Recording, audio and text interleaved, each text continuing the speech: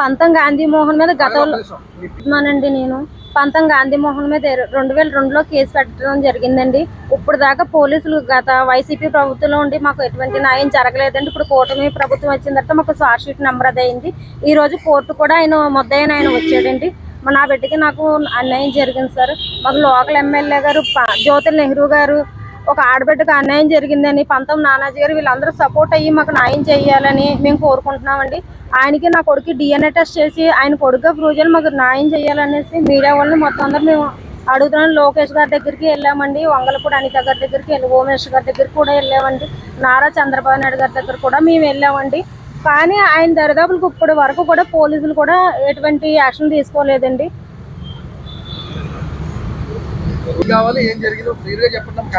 నేను వాళ్ళ పాపను ఎత్తుకోవడానికి నేను పని మనిషి కింద ఉన్నానండి. పని చేయడానికి నా పాపను అది చూసుకోవడానికి గత నా వయసు 12 సంవత్సరాల నుంచి ఆయనకి నాకు రిలేషన్షిప్ ఉన్నది. అదే ఇల్లీగల్గా అంటే బలవంతంగా ఇచ్చేసి ఉన్నదండి. కానీ 3 అబార్షన్లు కూడా చేయించారండి. ఆయన 4వసారి కూడా కొడుకు పుట్టాడండి. ఇవాళ నా కొడుకే కాదంటున్నారండి. DNA టెస్ట్ చేసి నా కొడుకుకి ఆయనకి DNA టెస్ట్ చేసి న్యాయం చేస్తారండి. మేము కోర్టును కూడా ఆశించామండి. ఇప్పుడు కోర్టులో కూడా DNA పిటిషన్ కూడా మేము వేసామండి. ఇవాళ కోర్టు కూడా వచ్చారండి.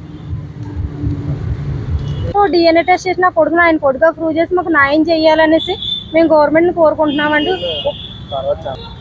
నారా చంద్రబాబు నాయుడు గారిని కలిసాం, ముఖ్యమంత్రి గారిని కలిసామండి, హోమ్ మినిస్టర్ అనిత గారిని కలిసామండి, తర్వాత పవన్ కళ్యాణ్ గారిని కలిసారు. జ్యోతి నెహ్రూ గారు ఒక ఆడబిడ్డకు అన్యాయం జరిగిందని మాకు న్యాయం చేసి పెడతారని పవన్ కళ్యాణ్ దృష్టి తీసుకెళ్ళి మాకు న్యాయం చేస్తారని మేము కోరుకుంటున్నాం. మాకు వీళ్ళందరూ ఒక ఆడపిల్లకి అన్యాయం జరిగిందని మాకు న్యాయం చేయాలని లోకల్ ఎమ్మెల్యేలు అందరూ ఏకమై ఒక బిడ్డగా అన్యాయం జరిగిందని మాకు సపోర్ట్ చేస్తారని మేము కోరుకుంటున్నామండి.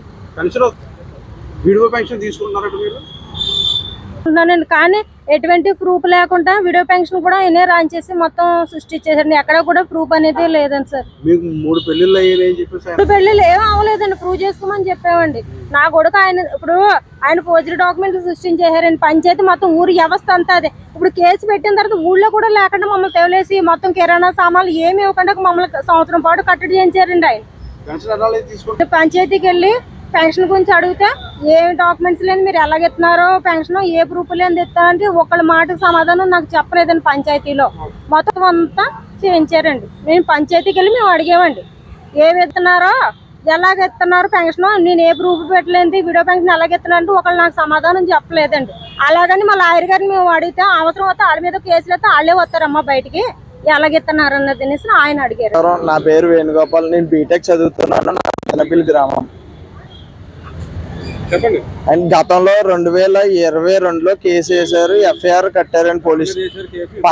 పంతం గాంధీ మోహన్ గారి మీద కేసు వేశారండి. అంటే ఇది ఆల్రెడీ 25 years నుంచి జరుగుతుంది. కాకపోతే ఇప్పుడు వరకు మా మదర్ ద్వారా బయటకు రావాలన్నా ఫ్యామిలీ సపోర్ట్ అన్నా ఎవరి సపోర్ట్ లేకపోవడం వల్ల మా మదర్ బయటకు రాలేకపోయారండి.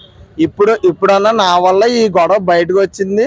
నేను ఆల్రెడీ మా ఫాదర్ని అడిగానండి, పంతం గాంధీ మోహన్ నా తండ్రి. ఆయన ఆల్రెడీ 21 years వరకు మాట్లాడుకున్న. నా ఏజ్ 21. ఆయన పుట్టినప్పటికి నుంచి నేను ఉన్నాను. 2021 వరకు మేము అందరం కలిసి ఉన్నాం. తర్వాత ఆటోమేటిక్గా ఏ ఇష్యూ ద్వారానే ఆయన విడిపోయారు. ఆయన వైసీపీ గవర్నమెంట్లో ఉన్నారండి ఇప్పటి వరకు. అంటే 2019లో వైసీపీ గవర్నమెంట్లో జాయిన్ అయ్యారండి ఆయన పంతం గాంధీ మోహన్ గారు.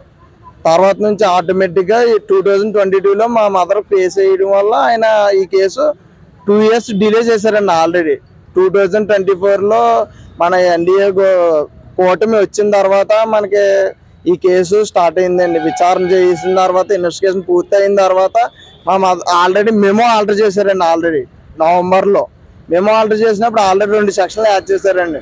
376 ఒకటి, 468 ఒకటి ఆల్రెడీ యాడ్ చేశారు.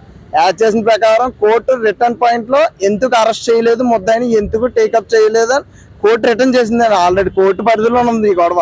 కాకపోతే అక్కడ వైఆర్కే గారు అంటే CA గారు మేనేజ్మెంట్ ప్రకారం ఆయన కింద మీద పెట్టడం వల్ల ఆయన అరెస్ట్ అన్నది స్లో చేశారండి. ఆయన దరిదాపులకి వెళ్ళలేదు. లేనరైతే నార్మల్గా ఆటోమేటిక్గా తీసుకొచ్చేస్తారండి. ఉన్నవాళ్ళు కాబట్టి అధికారంలో ఉన్నాడు కాబట్టి ఆయన మామూలుగా ఒక ఉన్న స్థామత కాబట్టి ఆయన దరిదాపులకి వెళ్ళలేదండి. ఆయన ఉన్న వ్యక్తి కాబట్టి. ఇంకో పాయింట్ ఏంటంటే అండి, 21లో అంటే మన 21 మాకు అనుకూలంగా ఛార్జ్ షీట్ ఫైల్ చేయమని హైకోర్టు ఆదేశాలు ఇచ్చిందండి. ఆర్డర్ ఉత్తర్వులు జారీ చేసింది ఆల్రెడీ హైకోర్టు. హైకోర్టు వారు ఆ ఉత్తర్వులు జారీ చేసిన ప్రకారం ఛార్జ్ షీట్ ఫైల్ చేయమన్నా. ఆల్రెడీ ఛార్జ్ షీట్ వేస్తారండి. 24th కోర్టులో ఛార్జ్ షీట్ వేసేసారు. ఛార్జ్ షీట్ వేసిన ప్రకారం ఆయన అరెస్ట్ చేసేస్తారు ఏమో అని ముందస్తుగానే వీళ్ళందరూ ఒక వైపు ఉండి ఆయన్ని ముందస్తు బెయిల్కి హైకోర్టు పంపేశారండి. 29/4/2025 పంపారండి.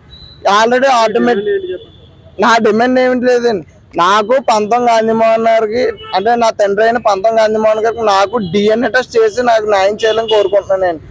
మీ గతంలో ఆల్రెడీ చంద్రబాబు నాయుడు గారిని కలిసేయండి, ముఖ్యమంత్రి అయిన అండ్ డిప్యూటీ సీఎం గారితో కూడా మేము ఆయన కలవాలనుకున్నాం, ప్రయత్నించాం కానీ అవ్వలేదండి. మేము నారా లోకేష్ గారిని కలిసామండి, అనితమ్మ గారిని కూడా కలిసామండి, మాకు న్యాయం చేస్తారండి. కాకపోతే ఇటువల్ల న్యాయం జరుగుతుంది. ఇప్పుడన్నా నాకు న్యాయం జరుగుతుందని కోరుకుంటున్నాను అందరినీ.